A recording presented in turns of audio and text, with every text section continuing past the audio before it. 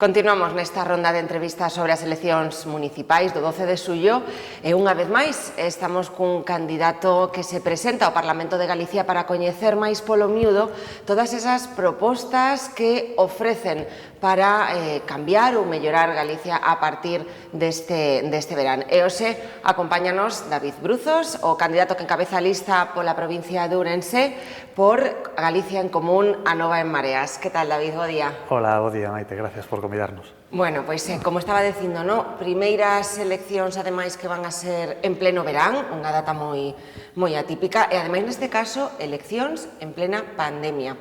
Precisamente por iso o sector sanitario tamén vai a ser clave nestas eleccións, e dende o voso partido decides textualmente que Feijóo está nervioso e que incluso chegou a querer sobornar os profesionais da saúde. Bueno, que está nervioso non é algo que digamos solamente nós, creo que todo o mundo puido ver no debate desta semana a situación na que se atopaba de nerviosismo Alberto Núñez Feijóo. Eu creo que, a pesar de que ele é un gran propagandista, que é o mellor que sabe facer, meter moitos cartos en propaganda, efectivamente dáse conta de que o que fixo durante esta pandemia foi simplemente poñerse de perfil e deixar que todo pasase para botarlle as culpas ao goberno central nunha deixación de funcións, de incompetencia absoluta. Incompetencia, digo, non como insulto, sino cando tes competencias e non as levas a cabo, pois é incompetencia. No caso dos sanitarios, nos parece tremendamente grave, precisamente, como ti comentas, nos dicimos que están moi nerviosos e que os quere sobornar, non sei se tanto un soborno, pero que en realidade é claramente unha indignidade, vendo como esta situación de moito personal sanitario, de precarización do seu traballo, pois que lles veña con esmolas, non?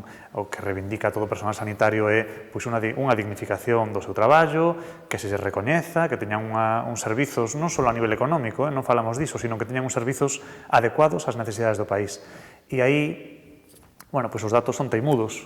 2.000 millóns menos nestes últimos anos de Núñez Feijóo en 11 anos para a sanidade nos orzamentos, 900 camas menos. Bueno, en definitiva, por non aburrir, a situación que viven os servizos sanitarios son terribles respecto a cando ele empezou, Alberto Núñez Feijóo empezou en 2009. Así que nos pensamos que, bueno, evidentemente é necesario cambiar esta política, fortalecer os servizos públicos. E, bueno, pois temos unhas eleccións, como te dicías, en verán e, ademais, en situación de pandemia que é claramente novidoso para todo o mundo, pero que nos pensamos que é unha situación fundamental pois que a xente saia a votar porque é un momento histórico do que seguramente vexamos repercusións no futuro. Galicia en Común, a Nova Mareas presenta unhas propostas, 492 exactamente, coas que pretende dar un xiro de 180 graus, decides. Son moitas, pero, bueno, polo menos se nos podes falar dos piares fundamentais, das liñas xerais desas propostas. Sí, claro. É certo que son un montón de medidas, nos analizamos moi polo miúdo, non só agora en campaña electoral ou en precampaña, sino nos anos de traballo e de coñecemento deste país, cales son as necesidades e as eivas que llevemos a este país. E tamén, cales son as súas potencialidades, porque ten moitas. A pesar de que os datos económicos e de emprego e de envellecemento da poboación son terribles, pensamos que eso non é porque este país non sexa rico e esta provincia non sexa rica. Entón, a ese respecto, claro, estaba pensando agora marcos de propostas. O fundamental, o que parece evidente, é que precisamos ter emprego nesta provincia e no resto do país. Pero o emprego vai relacionado pois ao que falábamos agora, a uns servizos públicos adecuados, porque todo o mundo ten que poder desenvolver a súa vida no día a día de forma normal, ten que poder levar as súas fillas e fillos a un centro educativo cercano onde vive, ten que poder ir ao centro de saúde cando precisa e ter as especialidades habituais accesibles, ten que ter infraestructuras para poder moverse, para vivir no mundo actual, con banda ancha en todas as comarcas da provincia, incluso diría para poder desfrutar do seu tempo de lecer, porque efectivamente desenvolver unha vida tamén é poder ir ao cine, ao teatro ou a calquera outra actividade para o seu tempo de lecer. Todo isto, como ves, son como marcos, porque hai un montón de medidas, non nos daría para moito máis. Nos insistimos moito na situación dos servizos públicos, bueno, pois porque nos parece que os anos de recortes do Partido Popular pois afectaron moito tanto o servizo sanitario como o servicio de educación. Pero en moitos concellos, por exemplo, no caso do Carballiño, tamén existen servizos que están privatizados e creo que é importante tamén sinalar, bueno, pois que a nosa defensa é claramente de que todos os servizos teñen que ser completamente públicos, non? E aí incluímos non só sanidade e educación, como digo, no Carballiño está privatizado o servizo de augas, o servizo de recollida de lixo, ou a recaudación, e nos insistimos, todo que sexan competencias da Xunta de Galicia, cando nos comecemos a gobernar o 12 de xullo, vamos a promover para que todos os servizos competenciais, como digo, da Xunta sexan públicos, e aqueles que xa o son, fortalecelos. Nesa procura de mellorar os servizos públicos, estivo en contacto con residencias de maiores, con centros de día, falaba tamén agora de que é unha provincia moi embellecida, e precisamente os servizos dos centros de día, tanto para discapacitados como para maiores, son moi importantes nunha provincia como a nosa, reclamades ademais a súa pronta apertura e mellorar tamén en xeral estes servizos. Exactamente, mira, hai un dato que para nós é fundamental. Galicia é a única comunidade autónoma que aínda mantén pechados os centros de día, a única de todo o Estado. Non entendemos moi ben por qué, cando ademais absolutamente todo o personal, traballador, familias e usuarias dos centros de día están reclamando a súa apertura, precisamente porque son conscientes de que é unha cuestión de saúde. É dicir, cada día que pasa, pois hai persoas que empeoran por non poder acudir ao seu centro, non? Entón, para nós isto é algo fundamental. Teñen que estar abertos canto antes eses centros de día. Nós faremos todo o posible para que o día 12, a partir do día 12, así sexa. No que respecta ás residencias, tamén nos gusta dar un dato porque é moi indicativo de como considera Alberto Núñez Feijóo e o Partido Popular a situación das nosas maiores e dos nosos maiores. Nos últimos 30 anos, dende o ano 91 exactamente, dende o ano 91 construíronse en Galicia 5 residencias de maiores públicas, 5 novas, e 85 privadas e de xestión privada. 85 respecto a 5, iso é un 95% da nova construcción de residencias privadas. Nós non queremos un servicio de atención ás nosas maiores que sexa un negocio. Nós queremos dignificar a vida das nosas maiores, da xente, das nosas nais ou aboas, que traballaron e que deron todo pola súa terra e polo seu país e que estén unhas condicións absolutamente dignas de traballo. Eso significa que as que están en residencias privadas non teñan condicións dignas? Bueno, non. Nos confiamos na xente que traballa tamén nas residencias, por suposto. Pero non queremos que se faga negocio con iso. E iso é importante, non? E retomo unha última cousiña respecto aos centros de atención á diversidade funcional. Hai que reclamar e resaltar que a plataforma en Ourense, que defende precisamente que é a única provincia no que non hai un centro público e de xestión pública de atención a persoas con diversidade funcional, lle leva reclamando Alberto Núñez Feijóo 4 anos da construción dese centro. De momento, aínda está sin construir. É certo que de momento parece que está licitado, pero, e aquí o punto clave, Alberto Núñez Feijóo e o Partido Popular aínda non dixeron claramente que ese centro fose de xestión pública. Temos a seguridade de que ese centro se vai a construir, pero que seguramente, se por Alberto Núñez Feijóo fose, iba a ser un centro de xestión privada, concedida outra vez seguramente a algunha empresa amiga. Falaba tamén o primeiro dos pilares que teñen nas súas propostas, conseguir emprego. Pois precisamente estivo reunido con traballadores de Grey Towers, os eólicos do polígono do Carballiño, pois para interesarse pola situación destes traballadores. Que necesidades atopou nesa visita? Bueno, evidentemente en Carballiño sabedes de sobra como é a situación de Grey Towers. Eles levan un proceso de movilización, fundamentalmente foi o ano pasado, alá por marzo ou abril do ano pasado.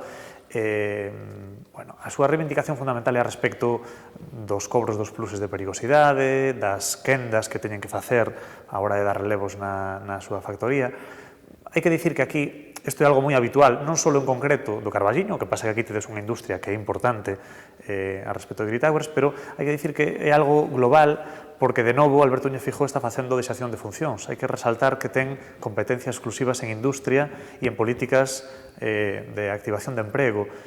Claro, se ten competencias exclusivas, non pode ser que permanentemente estemos decatándonos de que en cada punto da xeografía galega haxa un conflicto coas empresas, non? Entón, nos insistimos, nos reunimos con eles, creo que é unha situación parece que foi mellorando, hai que estar atentos todo o tempo a que eso non volva, e en calquera caso no Carballiño, pois sabedes perfectamente que hai unha situación delicada precisamente co desenvolvemento do chan industrial, do parque empresarial. É certo que isto non é competencias da Xunta, pero nós igualmente, aínda non sendo competencias, estamos pendentes de como se desenvolve a situación, porque é certo que aínda non sendo competencia exclusiva da Xunta de Galicia, Cando nos analizamos como é a situación económica e pensamos no emprego, no desenvolvemento da pequena industria que temos, pois queremos facer un percorrido por todas as necesidades que existen e, claro, pois, por suposto tamén as que non son competencias nosas nos preocupan. Aquí tamén no Carballiño mantivo un encontro con representantes da Plataforma pola Defensa do Transporte Público para ver que necesidades había de transporte. Falamos ademais de Carballiño, que é a segunda cidade máis poboada despois da capitalidade desta provincia. Que necesidades hai e que se pode facer? No tema do transporte temos de novo unha situación que é moi delicada. É certo que hai unha parte desa competencia que é estatal, porque depende da DIF, as liñas de transporte ferroviario dependen da DIF. Nós, por suposto, todo o mundo sabe, formamos parte do goberno de coalición e é unha preocupación moi importante e seguimos insistindo en que hai que traballar precisamente para que as comarcas, neste caso Carballiño, teñan as liñas de transporte ferroviario adecuadas á súa realidade. Iso significa que tense que poder viaxar á capital ou ao resto do país ou ao resto do Estado incluso con facilidade, non? Se pode desenvolver o día a día vivindo no Carballiño e traballando en Ourense ou viceversa, podendo utilizar transporte público. E iso agora mesmo non sucede, non é posible. No que respecta ás liñas de autobuses, exactamente o mesmo, e aquí sí que son competencia da Xunta de Galicia. Vimos de saber que fai meses, houve unha aprobación do novo plan de transporte de autobuses e, sabemos que agora mesmo estánse compartindo as liñas escolares coas liñas de transporte habitual, pero iso non chega a resolver de facto os problemas que temos de transporte, a pesar incluso de que Carballiño está relativamente ben conectado por estrada, porque efectivamente hai comunicación con Compostela, con Ourense, polo tanto tamén con Madrid, con Coruña, coa zona de Vigo tamén. Pero claro, se non hai frecuencia nesas líneas, pois o que provoca é que nos obliguen a utilizar o transporte privado e entón calquera persona que queira ir a traballar a Ourense, por exemplo, ou viceversa, é bastante probable que atope unha conexión correcta para poder desenvolver o seu día a día nun transporte público.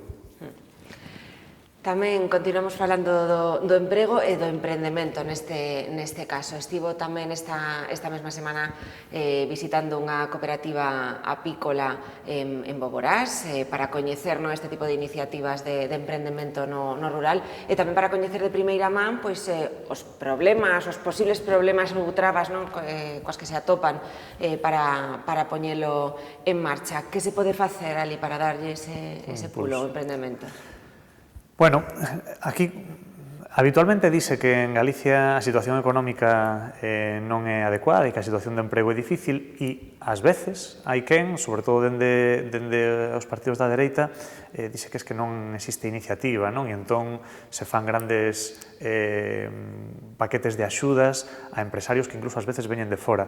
E o que temos comprobado, neste tempo, en concreto en campaña electoral, porque estamos como máis activos, non? Pero todo este tempo, e en concreto coa cooperativa apícola, é que hai moita iniciativa. Hai moita xente con moitas ganas de seguir vivindo na súa terra, de vivir onde lle apetece, onde lle gusta, onde viviu seguramente toda a vida e onde fixo raíces e lle gustaría desenvolver a súa actividade económica e logo se atopan efectivamente con actividades. Aquí hai dificultades relativas, por exemplo, ao que serían os selos para poder sacar adiante o seu produto coa denominación da zona onde viven e logo, por suposto, co desenvolvemento de axudas, non?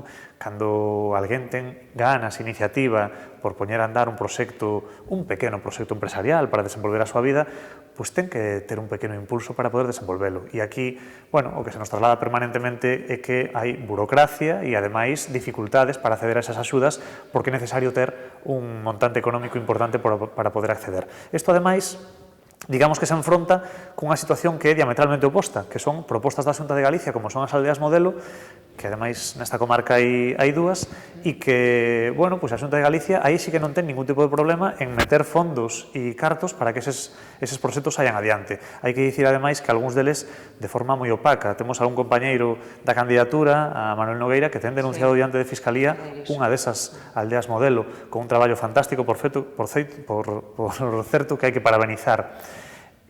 Nós pensamos que non pode ser que se den situacións de posible prevaricación no desenvolvemento destes proxectos e que todos sexan facilidades para seguramente empresarios que veñen de fora e que non asentan aquí, nin sequera dan man de obra, fronte á iniciativa particular de xente que vive nesta comarca e que quere desenvolver a súa actividade económica. Outra actividade económica moi importante que hai na nosa comarca veciña, a comarca do Ribeiro, o sector vitivinícola. Temos ali un diamante en bruto. Que propón dende Galicia en Común a Nova Mareas para revolvelo máis e facelo aínda máis importante? Claro, efectivamente. Si cando falamos de a pequena industria, porque sabemos que a provincia non temos un sector industrial grande, e cando falamos do noso sector agrícola e dicimos que hai que potencialo, tendo 4 denominacións de orixe e unha delas a máis antiga de Galicia e unha das máis antigas de todo o Estado, que vemos que os datos nos din que cada vez hai menos producción, menos viñedo e que existen dificultades reais, sobre todo para dar o relevo xeracional. Entón, evidentemente, que ter políticas que incentiven que se volva a ter actividade económica neste sentido, no sector vitivinícola. Con isto somos tremendamente críticos coas axudas que se fai por parte da PAC, que claramente prexudican a política agraria común, prexudica o interese de Galicia no sector vitivinícola, pero en concreto das axudas que proporciona a Xunta de Galicia a este sector na comarca do Ribeiro.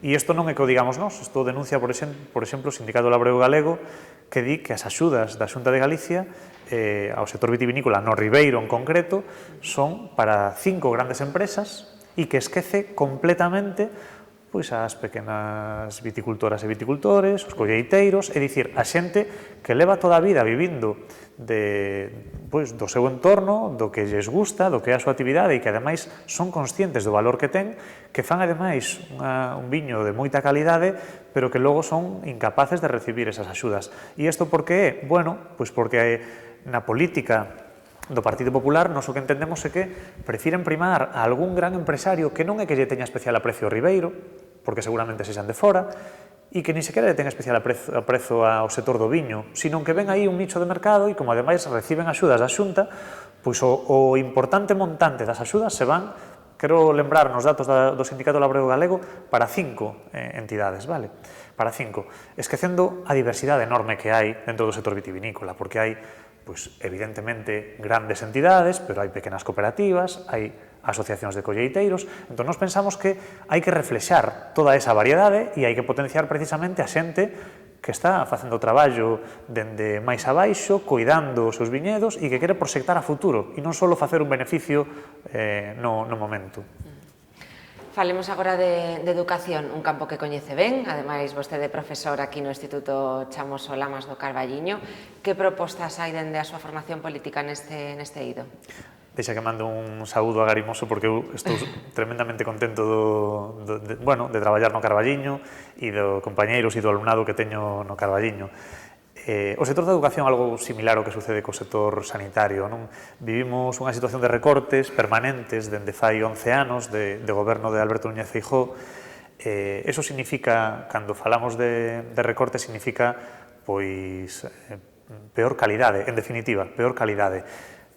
Eso volvo a dicir, significa que os docentes e as docentes estén menos implicadas? Non, nin moitísimo menos. De feito, Alberto Núñez Feijóo e o Partido Popular saben perfectamente que as docentes, as sanitarias, a xente deste país en xeral pon moito da súa parte precisamente no sector no que traballa e a nivel educativo tamén.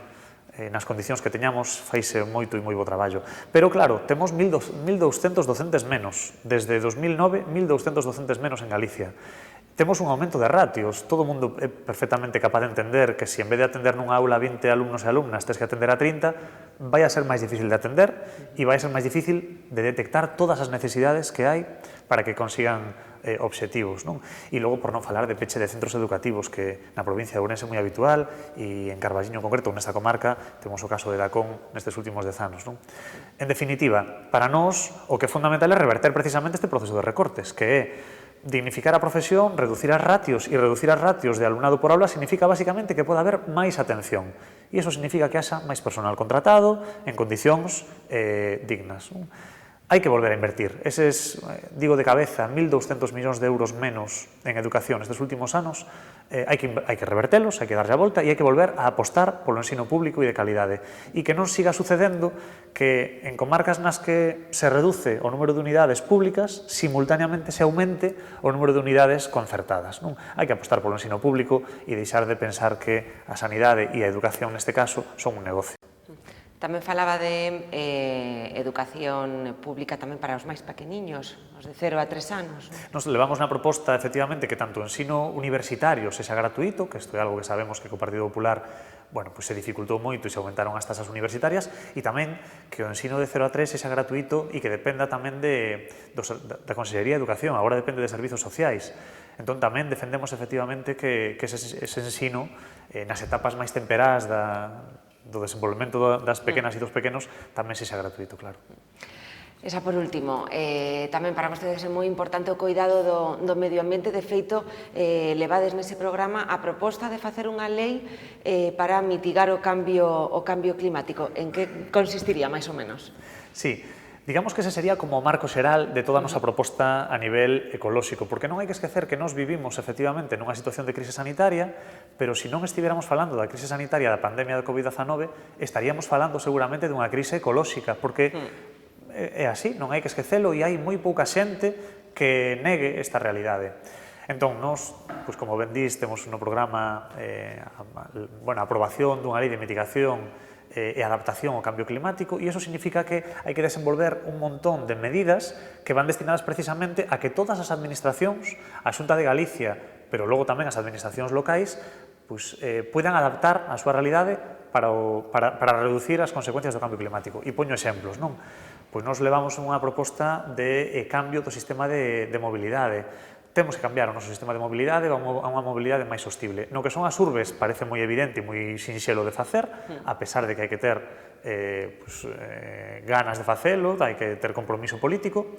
No que respecta aos espazos interurbanos, estamos outra vez coa situación do transporte, e eu volvo a insistir o que dixen fai un anaco: transporte público. Hai que reducir o transporte privado.